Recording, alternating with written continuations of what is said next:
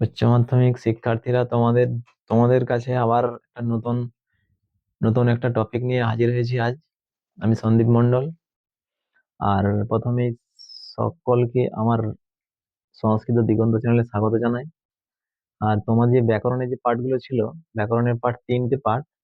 একটা যে প্রত্যয়, সেখানে আছে সন প্রত্যয়, জং প্রত্যয়, নিজ প্রত্যয়, টাপ প্রত্যয়, ইপ প্রত্যয়। এই পাঁচটা প্রত্যয় আছে।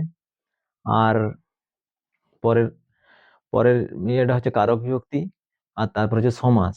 এই তিনটে তিনটে হচ্ছে যে মানে কি বলবো, পার্ট থেকে তোমাদের একসাথে কত নম্বর থাকবে? 10 নম্বর। তো এই 10 নম্বরের মধ্যে তোমাদের কারক ভিত্তি থেকে তো আমার মনে হয় 4 নম্বর থাকবে। কারকে 4, সমাসে 4, আর প্রত্যয়ে 2। মানে তোমাদের তোমাদের সিলেবাসে নির্দিষ্ট করে বলা নেই যে এটা থেকে এত, এটা থেকে এত, এরকম ভাবে কিছু বলা নেই। তো একটা সুবিধা আছে তোমাদের, 10টা প্রশ্ন থাকবে, সেখানে করতে হবে তোমাদের 5টা। তো তাই কারক বিভক্তিটা যদি একটু ভালো করে তোমরা মানে শিখেছো সারা বছর ধরে, যদি পড়েছো তো ভালোই, আর তা না হলে আর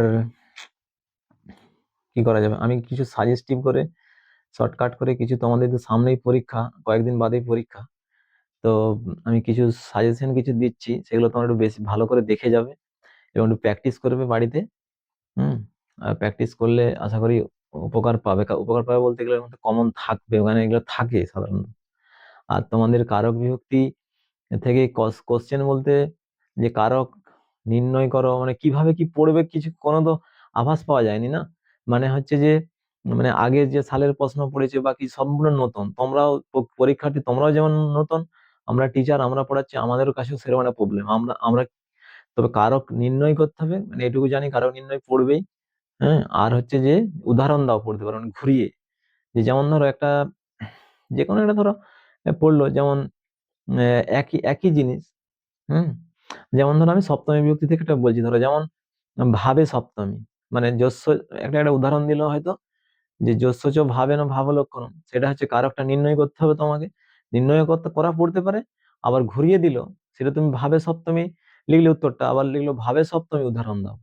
বা হচ্ছে ধারী ধাতুর যোগে সম্প্রদান কারকের চতুর্থী বিভক্তি উদাহরণ দাও, মানে উদাহরণ দাও প্রথমে লেখা থাকবে। দেখো, ধারী ধাতুর যোগে সম্প্রদানের চতুর্থী, বা রুজ ধাতুর যোগে সম্প্রদানের চতুর্থী। হুম। বা হচ্ছে যে ভয়ার্থক ধাতুর যোগে অপাদানে পঞ্চমী, বা হচ্ছে অধিকরণে পঞ্চমী। হ্যাঁ, উদাহরণ দাও, এরকম উদাহরণ পড়তে পারবে, কারণ নির্ণয় করো পড়তে পারে। তো আমি খাতায় কিছু লিখেছি, খাতায় লিখেই তোমাদেরকে দিচ্ছি এখন। হুম। তো চলো খাতায় দেখা যাক। দেখো, তোমাদের প্রথম কারক হচ্ছে সম্প্রদান কারক ও চতুর্থী বিভক্তি।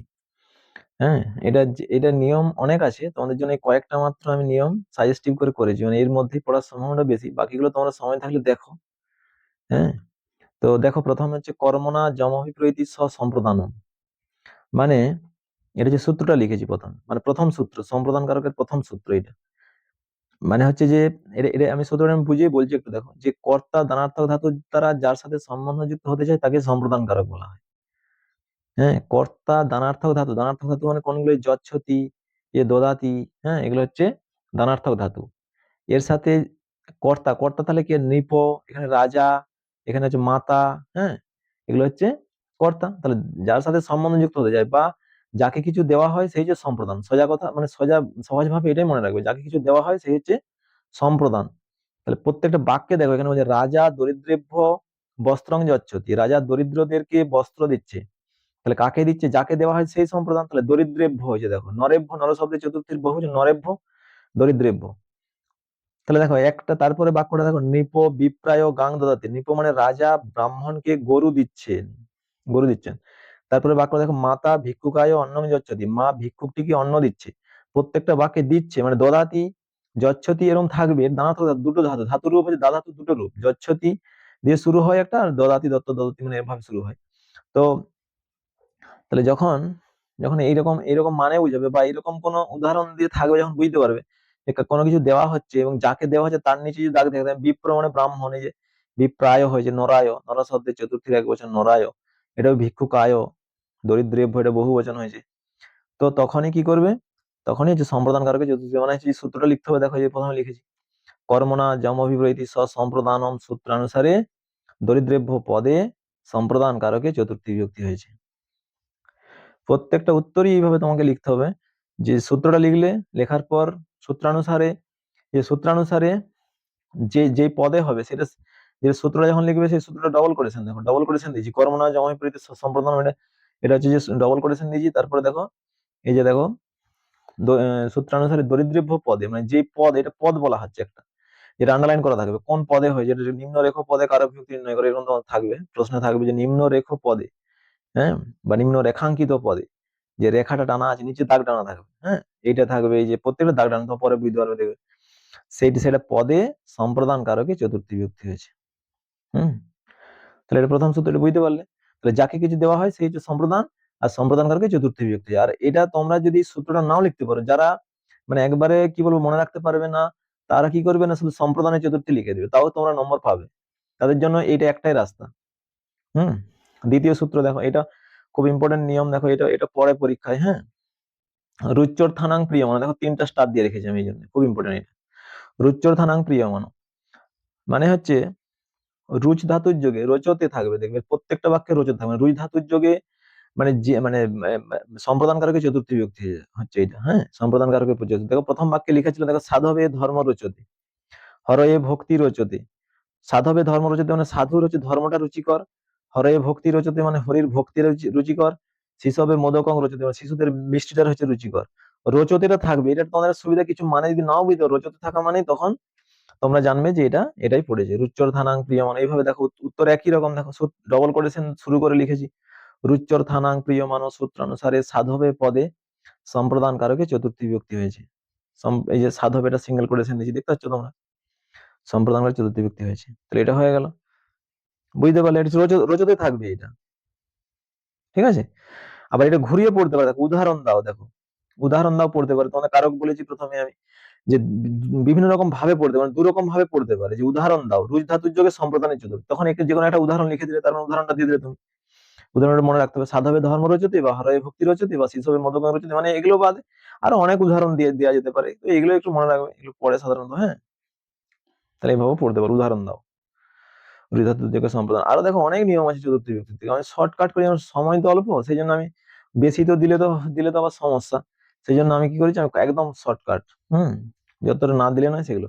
তারপরে দেখো নম স্বস্তি সাহা সদা বসল বসর বসর যোগাচ্ছ, মানে কি নম স্বস্তি সাহা সদালং বসর যোগাচ্ছ, মানে হচ্ছে এই শব্দগুলো যোগে চতুর্থী বিভক্তি, নম স্বস্তি সাহা সদা বসর এইসব শব্দের যোগে চতুর্থী বিভক্তি। আমি উদাহরণ লিখেছি, দেখো এখানে শিবায় নম, এখানে শিবায় নম আছে, তোমাদের হয়তো পরীক্ষায় দিল সরস্বতী নম বা দুর্গায় নম, মানে যাই হোক থাকতে পারে, থাকলে ভয় পাওয়ার কিছু নাই, নম শব্দ যোগে চতুর্থী শুধু লিখে দেবে। নম শব্দ যোগে চতুর্থী লিখলে হবে, সূত্রটা লিখতে পারলে তো ভালো, সূত্রটা একটু বড় যেহেতু, এটা যারা সাধারণ ছেলে মেয়ে তাদের পক্ষে এটা একটু কঠিন হবে, হ্যাঁ, তারা শুধু কি করবে, নম শব্দ যোগে চতুর্থী যেই পদে হবে। আবার দেখো অগ্নয়ে স্বস্তি, এই যে স্বস্তি শব্দের যোগে অগ্নয় পদে চতুর্থী। আবার দেখো এই যে ইন্দ্রায় বসট, বসট শব্দের যোগে ইন্দ্রায় পদে চতুর্থী, মানে এইভাবে তোমার উত্তর লিখবে। অগ্নয়ে সোহা, যে সোহা শব্দের যোগে অগ্নয় পদে চতুর্থী বিভক্তি, মানে এইভাবে উত্তরটা লিখে দিবে। আর যারা মনে রাখতে পারবে তারা লিখবে নম স্বস্তি সাহা সদালং বসর যোগাচ্ছ সূত্রানুসারে, হ্যাঁ, শিবায় পদে চতুর্থী বিভক্তি হয়েছে, মানে সূত্রটা লিখবে, যারা মনে রাখতে পারবে। আর যারা না মনে রাখতে পারবে তারা শুধু এই নম শব্দ যোগে চতুর্থী, স্বস্তি শব্দের যোগে এই পদে চতুর্থী, বসর শব্দের যোগে চতুর্থী, সাহা শব্দের যোগে চতুর্থী, এটি লিখবে, হ্যাঁ। এগুলোর মধ্যে এটা পড়ার সম্ভাবনা প্রবল, সহজ পড়বে তোমাদের, যেহেতু অনেকগুলো কারকের অনেক তো নিয়ম আছে, তাই পড়বে সহজ, কিন্তু সহজ পড়লে না না জানলে সেটাই হচ্ছে কঠিন। তারপরে দেখো তার পরের কারক, উপাদান কারক ও পঞ্চমী বিভক্তি, এটা হচ্ছে 1 নম্বর নিয়ম। দেখো ধ্রুবমোপায় উপাদান, ধ্রুবমোপায় উপাদান মানে যেটা ধ্রুব বা স্থির থাকে, তার থেকে যখন কোনো কিছু জিনিস বিশ্লেষ বা বিচ্ছিন্ন হয়, তখন এই নিয়মটা হয় ধ্রুবমোপায় উপাদান। মানে 3টা আমি উদাহরণ লিখেছি, দেখো বৃক্ষাত পত্রাণি পতন্তি, মানে বৃক্ষ হইতে পাতাগুলি পড়ছে, এটা না থেকে বৃক্ষাত পত্রং পত্রং পততি থাকতে পারে, আবার বিখ্যাত ফলানি পতন্তি থাকতে পারে, বিখ্যাত ফলং পততিও থাকতে পারে, বৃক্ষ হইতে ফল পড়ছে, ফলগুলি পড়ছে, বৃক্ষ হইতে পাতাটি পড়ছে বা পাতাগুলি পড়ছে, এটা কোনো ব্যাপার না, বিখ্যাত থাকলেই হচ্ছে। বিখ্যাত মানে নরাত, নর শব্দের পঞ্চমী এক নরাত, বিখ্যাত। আবার দেখো মেঘাত বৃষ্টি ভবতি, মানে মেঘ হইতে বৃষ্টি পড়ছে, মানে হইতে থেকে হইলে হয় উপাদান, পঞ্চমী বিভক্তি তারে করা হয় প্রধান, মানে পঞ্চমী বিভক্তি হলে পঞ্চম উপাদান কারক হলেই পঞ্চমী বিভক্তি হয়, হ্যাঁ। তারপরে দেখো স ধাবত পতিত, মানে কি সে ছুটন্ত ঘোড়া থেকে পড়ে গেল, তাহলে যেটা প্রথমে বলেছি যে যেটা যেটা হচ্ছে যে ধ্রুব বা স্থির থাকবে, তার থেকে যখন কোনো কিছু বিশ্লেষ বা বিচ্ছিন্ন হবে, যখন সেটা থেকে বিচ্ছিন্ন হয়ে যাবে, তখন সেটা যেটা থেকে যেটা স্থির আছে সেটা হচ্ছে অপাদান কারকে পঞ্চমী। তাই যেমন দেখো প্রথম বাক্যে মেঘ বিখ্যাত, বিখ্যাত, তাহলে বৃক্ষ হইতে, তাহলে বৃক্ষটা তো স্থির আছে, সেখানে পাতাগুলি পড়ছে বা ফলগুলি পড়ছে। আবার দেখো মেঘাত বৃষ্টি ভবতি, মেঘ হইতে বৃষ্টি, মেঘটা তো স্থির আছে, যেটা স্থির থাকবে বলছি সেটা থেকে সেটা তো অপাদান কারকে পঞ্চমী বিভক্তি। ঠিক আছে, তিনটা উদাহরণ দিয়েছি, উত্তরটা লিখেছি দেখো। ধ্রুবমপায় অপাদানম, ধ্রুবমপাহে অপাদানম সূত্রানুসারে বিখ্যাত পদে অপাদান কারকে পঞ্চমী বিভক্তি হয়েছে। তার মানে বিখ্যাত পদে হলে বিখ্যাত, মেঘাত হলে তখন এই উত্তরগুলো তোমরা এইভাবে লিখবে। এই উত্তরগুলো আমি লিখিনি, একটা উত্তর লিখে দিয়েছি। এটা পড়লে কি লিখবে, সে একই, ধ্রুবমপায় অপাদানম সূত্রানুসারে মেঘাত পদে অপাদান কারকে পঞ্চমী বিভক্তি হয়েছে। আবার সে অস্বাদ যদি পড়ে, এটা এই বাক্যটা যদি পড়ে, হুম, তখন সে একই উত্তর লিখবে। কি লিখবে না, ধ্রুবমপায় অপাদানম সূত্রানুসারে অস্বাদ পদে অপাদান কারকে পঞ্চমী বিভক্তি হয়েছে। এটা 1 নম্বর গেল অপাদান কারকে। তারপরে 2 নম্বর দেখো, ভিত্তার্থানাং ভয়, এটা খুব ইম্পর্টেন্ট, এটা একটা স্টার চিহ্ন দিয়ে রাখ, স্টার চিহ্ন দিয়ে দাও। হ্যাঁ, ইম্পর্টেন্ট, খুব ইম্পর্টেন্ট, পরে পরীক্ষায় প্রায়। বালক সর্পাত বিভেতি, বালকটি সর্প হইতে ভয় পাচ্ছে, বিভেতি মানে ভয় পাওয়ার ধাতু, ভি ধাতু, বিভেতি বিভীত বিভূতি এরকম রূপ হয়। হ্যাঁ, তারপরে দেখো সর্প নকুলাত বিভেতি, সাপটি নকুল হইতে ভয় পাচ্ছে, নকুল মানে বেজি বলে, যেটা বেজি। হ্যাঁ, সর্প নকুলাত বিভেতি, সাপটি নকুল হইতে ভয় পাচ্ছে। বালক জনকাত বিভেতি, বালকটি তার পিতা হইতে ভয় পাচ্ছে, পিতা থেকে ভয় পাচ্ছে। পঞ্চম বিভক্তি থাকলে হইতে থেকে মানে বলতে হয়, আরো এরকম অনেক উদাহরণ দেওয়া যেতে পারে। হ্যাঁ, তো বালক সিংহাত বিভেতি, হ্যাঁ, বা নর ব্যাঘ্রাত বিভেতি, সে বিভেতি থাকা মানেই জানবে ভিত্তার্থানাং ভয় হেতু। এই সূত্রটা একটু তোমাদেরকে প্র্যাকটিস করতে হবে, যে প্র্যাকটিস করবে। দেখো ভিত্তার্থানাং ভয় হেতু সূত্রানুসারে সর্পাত পদে উপাদান কারকে পঞ্চমী বিভক্তি, একটা উত্তরে লিখেছি, যে যে ভয় পাবে, মানে মানে সরি মানে যেটা হইতে ভয় পাবে। বালক ও সর্পাত বিভেতি, বালক কি থেকে ভয় পাচ্ছে, সাপ হইতে ভয় পাচ্ছে। সর্প কি থেকে ভয় পাচ্ছে, নকুল হইতে ভয় পাচ্ছে। বালক কি থেকে ভয় পাচ্ছে, জনক হইতে, জনকাত হয়েছে, সব নরাত, নর শব্দের পঞ্চমের একবচনের নরাত।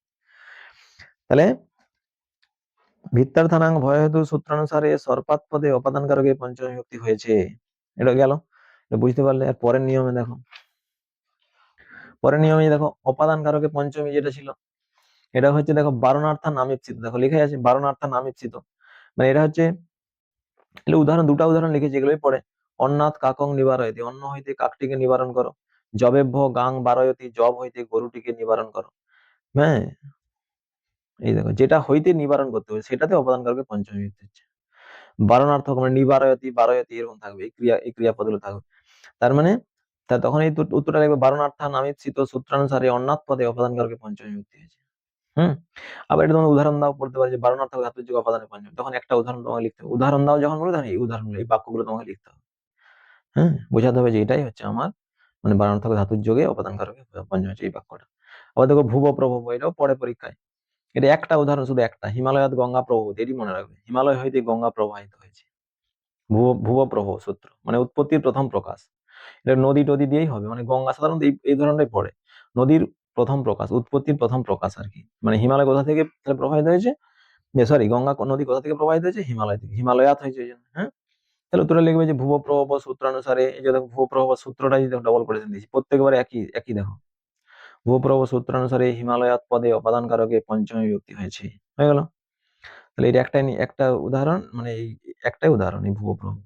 তারপর পঞ্চমী বিভক্তি, এটাও দেখো, এটাকে হচ্ছে বলা হচ্ছে অপেক্ষার্থে পঞ্চমী। এটা দেখো লিখেছি ধনাৎ বিদ্যা গড়িয়েছি, ধন হইতে বিদ্যা বড়। হ্যাঁ, তাহলে ধনাৎ বিদ্যা, ধন হইতে বিদ্যা বড় মানে হচ্ছে দেখো, তারপরে রাম ও শ্যামাত বলিয়ান, রাম শ্যামের থেকে বলিয়ান, পিতুর গড়িয়েছি মাতা, হ্যাঁ, পিতার থেকে মাতা গরিমাময় বা শ্রেষ্ঠ।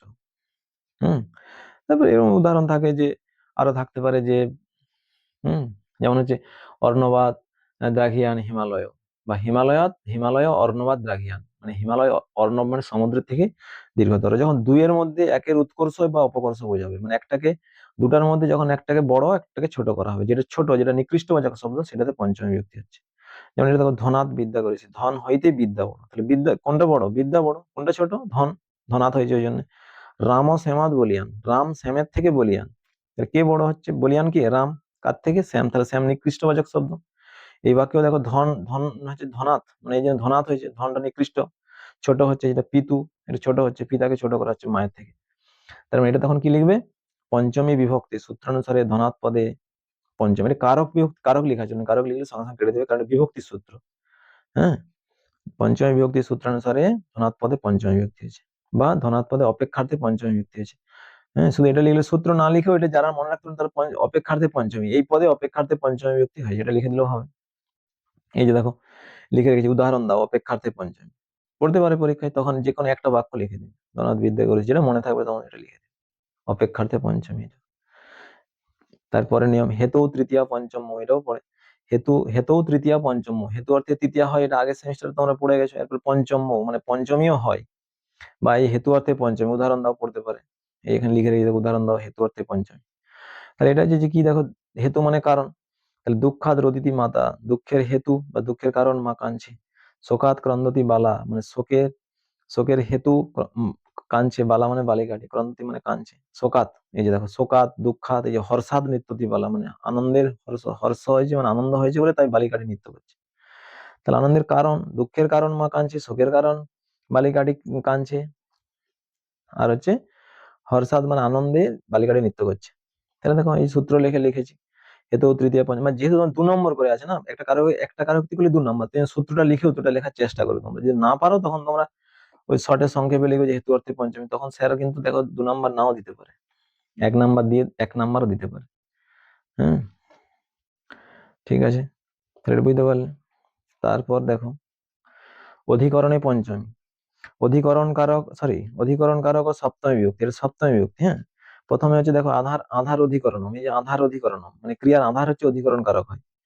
হ্যাঁ, যেমন দেখো যে ব্যাঘ্র বনে, মানে তো স্থান কাল পাত্র নিয়ে বাংলায় তোমরা জানো যে স্থান কাল পাত্র বোঝালে অধিকরণ কারক হয়। দেখো ব্যাঘ্র বনে বসতি, বনে মানে স্থান বোঝাচ্ছে, বাঘটি কোথায় বাস করে, বনে। তিলেসু তৈলম অস্তি, তিলের সর্বত্র জুড়ে, মানে তিলের মধ্যে তেল আছে, অস্তি মানে আছে, তাহলে তেল কোথায় আছে, জায়গা বোঝাচ্ছে, তিলেসু তিলের মধ্যে আছে। বর্ষাসু বৃষ্টি ভবতি, এই স্থান কাল পাত্র, এই পাত্র, সরি বর্ষাসু মানে কাল বোঝাচ্ছে, কাল মানে সময়, বর্ষাকালে বৃষ্টি হয়। তাহলে ব্যাঘ্র বনে, বাঘ বনে বাস করে, তিলেসুদের মস্তি, বর্ষাসু বৃষ্টি ভবতি, মানে এই উদাহরণ হচ্ছে সব অধিকরণ করা। দেখো এই যে লিখেছি উত্তরটা, আধার অধিকরণম, আধার এটা লুপ্ত কারো, আধার অধিকরণম সূত্রানুসারে বনে পদে অধিকরণ কারকে সপ্তমী বিভক্তি। আর দুটো উত্তর আমি কিন্তু লিখিনি, এটা তোমরা পারবে লিখতে, সব একই, এই সূত্র লিখে শুধু এই পদটা আলাদা, এই পদে এই যে এখানে বনে পদে হয়েছে, আর এটা হলো তিলেসু পদে অধিকরণ কারকে সপ্তমী বিভক্তি, বাকি সব এক। মানে আবার দেখো এটা যদি হয় তাহলে সে আধার অধিকরণম সূত্রানুসারে বর্ষাসু পদে অধিকরণ কারকে সপ্তমী, পদটা শুধু আলাদা, প্রত্যেকটা যে পদগুলো বলে এসেছি আমি, প্রত্যেকটা উত্তর সেইভাবেই হবে। হ্যাঁ, তারপরে এই উদাহরণ দাও পড়তে পারো, উদাহরণ দাও অধিকরণে সপ্তমী, উদাহরণ দাও অধিকরণে সপ্তমী, লিখিনি, এটা লিখতে ভুলে গেছি। অধিকরণ সপ্তমী যদি পরীক্ষায় পড়ে যে উদাহরণ দাও অধিকরণ কারকে সপ্তমী, তখন যে কোনো একটা বাক্য লিখে দিই, তার মানে সেখানে হয়ে গেল। তারপরে দেখো যস্য ভাবেন ভাব লক্ষণ, হ্যাঁ এটা হচ্ছে যে সংক্ষেপে বলে ভাবে সপ্তমী, এখানে লেখা হয়নি ভাবে সপ্তমী। হ্যাঁ, এটা দেখো বলি, সূর্যে উদিতে পদ্মং প্রকাশ হতে, মানে সূর্যের, এটা একসাথে দেখো, এটা একটা একটা করে কারক, একটা একটা করে এক এক দিন করলে হতো, কিন্তু তোমাদের সময় অল্প আর সমস্যা, সেই জন্য আমি একসাথে দিচ্ছি। তোমরা কতটা উপকৃত হবে আমি জানি না, তো চেষ্টা করছি আর কি। হ্যাঁ, মন দিয়ে শুনবে। দেখো সূর্যে উদিতে পদ্মং প্রকাশ হতে, মানে সূর্য উঠলে পদ্ম ফুল ফোটে। চৌরে গতে স অজাগর, মানে চোর চলে যেতে সে জেগে উঠলো। সমাগতে বসন্তে কোকিলা কুজন্তি, মানে বসন্তকাল এলে কোকিলেরা কুজন করে। মানে এটা তাহলে কি হচ্ছে বলতো, এক ক্রিয়ার কালের সাথে আরেক ক্রিয়ার কাল নিরূপিত থাকছে, এক ক্রিয়ার কালের সাথে আরেক ক্রিয়ার কাল নিরূপিত থাকছে। মানে এক সূর্য উঠলে পদ্ম ফুল ফোটে, চোর চলে যেতে মানে চোরের যাওয়ার কাল আর তার ওঠার কাল একসাথে হচ্ছে। বসন্ত সমাগতে মানে বসন্তকাল এলে কোকিলেরা কুজন করছে, মানে বসন্তের আগমন কাল আর কোকিলের কুজন কাল একসাথে হচ্ছে। আর সূর্যের উদয় কাল আর পদ্মের প্রকাশ কাল একসাথে হচ্ছে, তাহলে এইটাকে বলা হচ্ছে ভাবে সপ্তমী। এটা সূত্র যে যস্য চ ভাবেন ভাব লক্ষণম, এই যে লিখাই আছে, যস্য চ ভাবেন ভাব লক্ষণম সূত্রানুসারে সূর্যে পদে, সূর্যটা সিঙ্গেল করেছেন আর সূত্রটা ডবল করেছেন, সূর্যে পদে ভাবে সপ্তমী যুক্ত হয়েছে, এইভাবে লিখবে। আবার এই উত্তরটা, এই উত্তরগুলো লিখিনি, উত্তরগুলো একই হবে, সব এক। যস্য চ এটা যদি তোমার পরীক্ষায় পড়ে চোরে গতে সহজাগরম, তখন তোমরা কি লিখবে যে, হ্যাঁ কি লিখবে, এই যস্য চ ভাবেন ভাব লক্ষণম সূত্রানুসারে, তখন চৌরে পদে ভাবে সপ্তমী যুক্তি আছে। এটা বললে, এটা আবার দেখো উদাহরণ দাও লিখে রেখেছি, উদাহরণ দাও ভাবে সপ্তমী, তার মানে তখন যে কোনো একটা বাক্য লিখে দেবে, এইভাবেও পড়তে পারে ভাবে সপ্তমী, উদাহরণ দাও ভাবে সপ্তমী, একটা বাক্য, সূর্য উদিতে পদ্মং প্রকাশাতে, এটা লিখে দেবে। এগুলো পরে দেখো, এগুলো কিন্তু এগুলো সবগুলো ইম্পর্টেন্ট, একদম খুব ইম্পর্টেন্ট, এগুলো পড়বেই, এখন আমি তো বলছি পড়বেই, তাহলে দেখো অবশ্যই গুরুত্ব দাও। হ্যাঁ, অবশ্যই এগুলো দেখো। দেখো এটা কিভাবে লিখেছি দেখো, সূত্র হচ্ছে যতশ্চ নির্ধারণম, এটা আবার এমন একটা সূত্র, এটা দুটো বিভক্তি হয়, মানে ষষ্ঠী বিভক্তি হয় আবার সপ্তমীও হয়। যথেষ্ট নির্ধারণ মানে নির্ধারণ করা, একই একই জাতীয় সমুদায় থেকে একের পৃথকীকরণ। একই জাতীয় সমুদায় বলতে কোনো জাতি, কোনো হচ্ছে যে কোনো মানে কি বলবো, মানে একটা একটা প্রজাতি, যেমন ধরো কবিদের মধ্যে কালিদাস শ্রেষ্ঠ, কবি সু কালিদাস শ্রেষ্ঠ হবে, আবার কবিনাং কালিদাস শ্রেষ্ঠ হবে।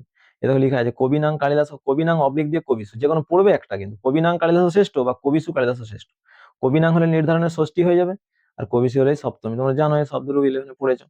কবিসু তখন সু, সু মানে সপ্তমী, সব সু, এই যে সু এগুলো সব সপ্তমী, এগুলো সব ষষ্ঠী, এগুলা ময় হসন্ত আছে শেষে, এটা সন্ধির কারণে এটা অনুসার হয়ে গেছে, সব অনুসার। কবিনাং দেখো, নরানাং তোমরা পড়েছো ষষ্ঠী বিভক্তিতে, নরনাং পতিনাং সাধুনাম সুধীনাম সব পড়েছো, 11 পড়েছো সব। হুম।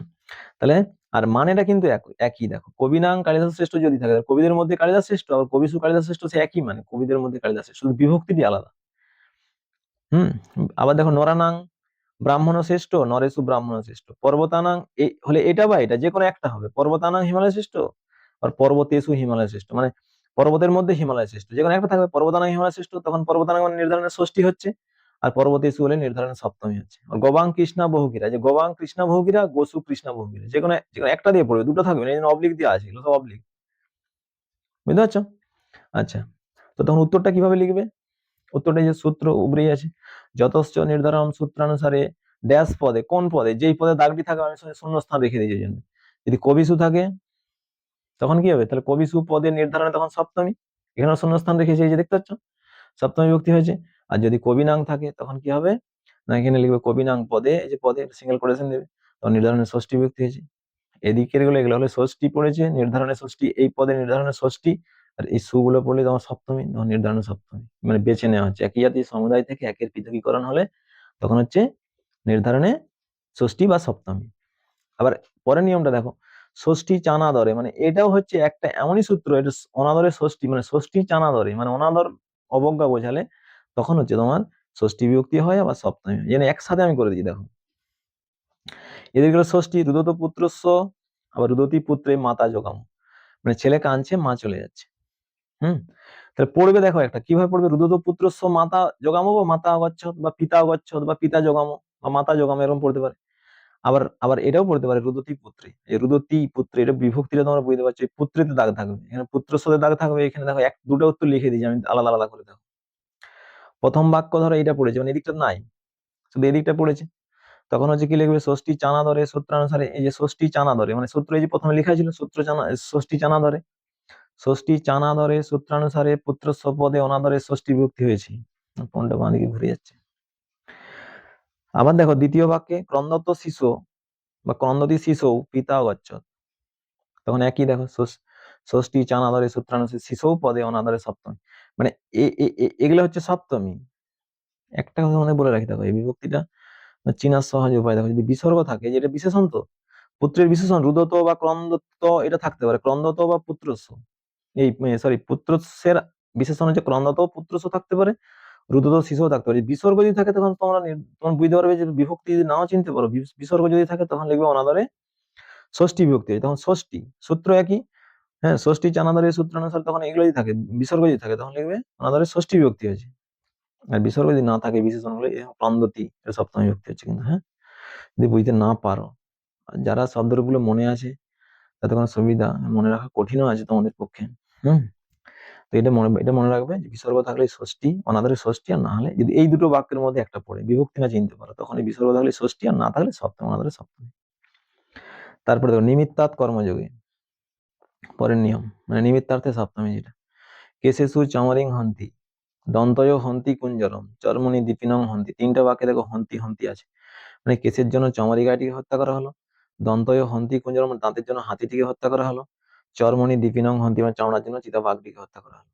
মানে কর্মের সাথে নিমিত্তের যোগ থাকলে তখনই নিমিত্তার্থে সপ্তমী বিভক্তি, সংক্ষেপে নিমিত্তার্থে সপ্তমী বলে, কিন্তু সূত্র লিখতে হবে। তোমাদের বলে যে 2 নম্বর করে আছে, তোমাদের একটা কারো বিভক্তি করলে 2 নম্বর, সেই জন্য সূত্র লিখে সবসময় চেষ্টা করবে, সূত্র লিখে উত্তরটা লেখার।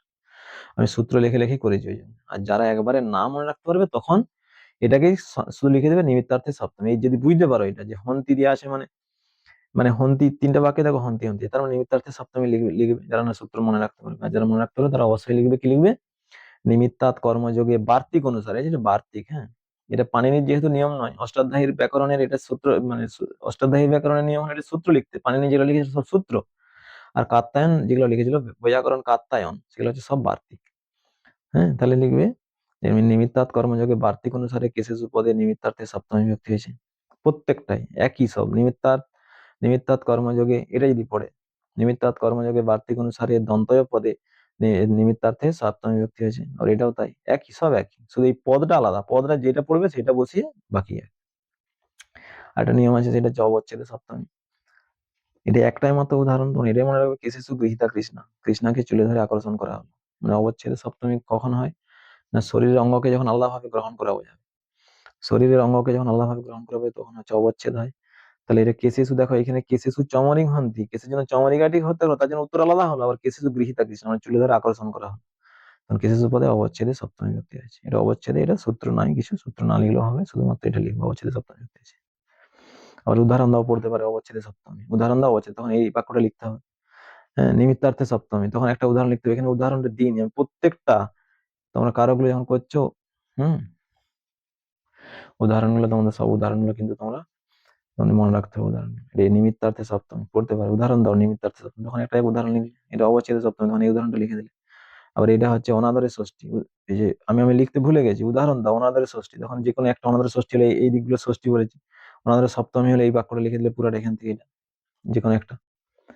হম, আর এটা নির্ধারণের ষষ্ঠী বা নির্ধারণ সপ্তমী, এটা তো পড়তে পারার সম্ভাবনা একদম প্রবল। এটা স্টার চিহ্ন দিয়ে রাখো, তিনটা স্টার চিহ্ন দিয়ে রাখো। এটা নির্ধারণের ষষ্ঠীও পড়তে পারে, নির্ধারণের সপ্তমী পড়তে পারে। নির্ধারণের ষষ্ঠী হলে তাহলে কবি নাং দিয়ে কবি সুরে না লিখে কালিদাস শ্রেষ্ঠ, নরানাং, যে কোনো একটা বাক্য লিখে দিবে, গবাং কৃষ্ণ ভৌমির। আর যদি নির্ধারণের সপ্তমী পড়ে, নির্ধারণ সপ্তমী পড়ে, তখন এই নরেশ ব্রাহ্মণ শ্রেষ্ঠ, পর্বতেশু হিমালয় শ্রেষ্ঠ, গোসু কৃষ্ণ ভৌমি, যে কোনো একটা, অনেক অনেক এগুলো আছে।